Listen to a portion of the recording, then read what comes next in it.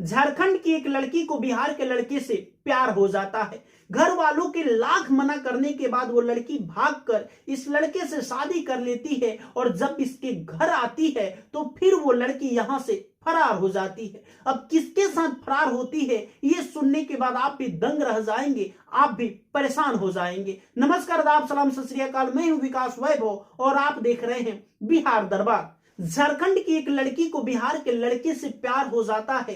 दोनों घंटों घंटों फोन पे बातें करने लगते हैं। इतना किलोमीटर दूरी होने के बावजूद भी ये लड़का इतना दूरी लांग कर झारखंड पहुंच जाता है और उस लड़की से बातें करने लगता है, होटल में मिलने लगता है और उस लड़की के साथ अवैध संबंध बनाने लगता है, शारीरिक संबंध बनाने लगता है। उस लड़की को भी कोई दिक्कत नहीं होता है, कोई आपत्ति नहीं होता है। उस लड़की को ये लगता है कि इसी का नाम मॉडर्न है, इसी का नाम आधुनिकता है। आधुनिकता के नाम पर वो लड़की बिना शादी किए, बिना कुछ जान पहचान के उस लड़के के बातों में आके उसके साथ शारीरिक संबंध बनाने लगती है, उसके साथ कहें तो नाजायज संबंध में रहने लगती है। इसकी भनक उसके घर वालों को नहीं पता चलता है और ना ही लड़के के घर वालों को इसके बारे में कुछ पता चलता है। लेकिन जब समय 2-3 साल बीत जाता है, दोनों का प्यार परवान चढ़ने लगता है, दोनों एक दूसरे के साथ जीने मरने के कसम भी खा चुके होते हैं, दोनों होने वाले बच्चों का नाम भी डिसाइड कर चुके होते हैं, तो दोनों को लगता है कि अब हम दोनों को शादी कर लेना चाहिए।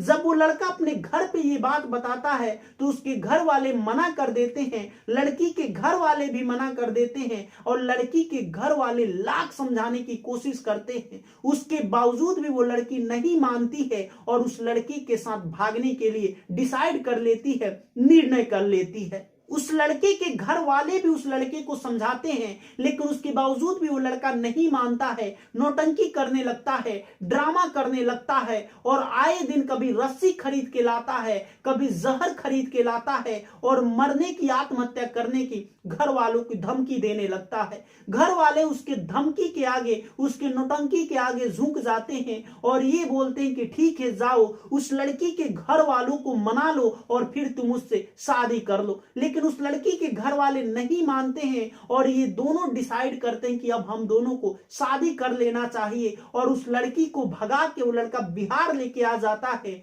और दोनों गुपचुप तरीके से मंदिर में शादी कर लेते हैं। शादी करने के बाद वो लड़का उस लड़की को अपने घर लेके आता है। उसके घर वाले ना चाहते हुए भी उस लड़की को एक्सेप्ट कर लेते हैं और बहू के रूप में वो लड़की उस घर में रहने लगती है। किसी को कोई दिक्कत नहीं होता है, दोनों बड़े ही मजे तरीके से खुश होते हैं और दोनों एक दूसरे के साथ काफी ज्यादा प्रसन्न होते हैं, काफी ज्यादा एंजॉय करते हैं, काफी ज्यादा मस्ती करते हैं। वो लड़की भी घर का सारा काम धाम करने लगती है तो उस लड़के की माँ काफी ज्यादा खुश हो जाती है अपने बहू से कि बहू काफी अच्छी मिली है, घर का सारा काम धाम देख रही है, मुझे कोई भी काम करने की जरूरत नहीं पड़ रही है। लेकिन ये समय ज्यादा समय तक नहीं चल पाता है। कुछ दिन बाद ऐसा होता है कि वो परिवार तितर बितर हो जाता है, पूरी तरह से बिखर जाता है। वो लड़का उस लड़की से प्रेम विवाह किया था, भगाकर शादी किया था और वो लड़की उसी के कमरे में सो रही होती है।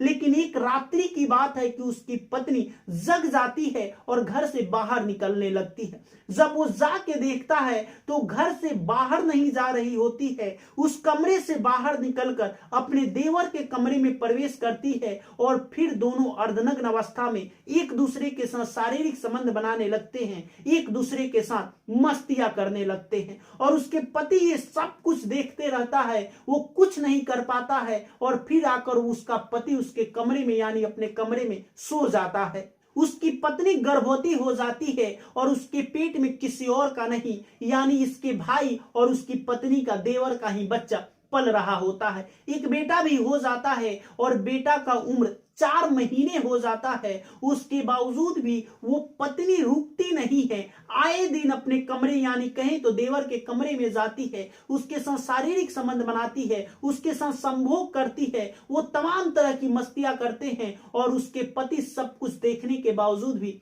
कुछ नहीं कर पाता है। वो घूट घूट कर जिंदगी जीने लगता है और वो काफी ज्यादा परेशान हो जाता है तो डिसाइड करता है कि मेरी पत्नी को रास्ते से हटाना ही पड़ेगा। वो पूरा प्लानिंग कर देता है और नशीली पदार्थ दे देता है अपनी पत्नी को। जब उसकी पत्नी बेहोश हो जाती है तो एम्बुलेंस को फोन करता है। एम्बुलेंस वाले उसके घर के सामने एम्बुलेंस ला के लगा देते हैं और वो अपनी पत्नी को उस एम्बुलेंस में लाद के लेके जाता है और गला घोट कर अपनी पत्नी को मौत की नींद सुला देता है और 4 महीने के बेटे को भी गला घोट कर मौत की नींद सुला देता है और दोनों को ले जाके पटना गंगा नदी में बहा देता है और फिर रात्रि में आकर वो अपने कमरे में सो जाता है। जब सभी लोग पूछने लगते हैं, उसके घर के उसके माँ बाप पूछने लगते हैं कि बहू कहाँ गई है, तो उसके बारे में, उसके चाल चलन के बारे में सबको पता था, क्योंकि ये लड़का सबको बता दिया था कि वो अपने भाई यानी अपने देवर के साथ ही वो रिलेशन में है, मेरे छोटे भाई के साथ ही वो रिलेशन में है। सबको इस बात की खबर थी, इसीलिए सब ज्यादा एक्शन में नहीं आते हैं और ये लड़का भी बोल देता है कि ऐसी लड़की पे विश्वास नहीं किया जा सकता है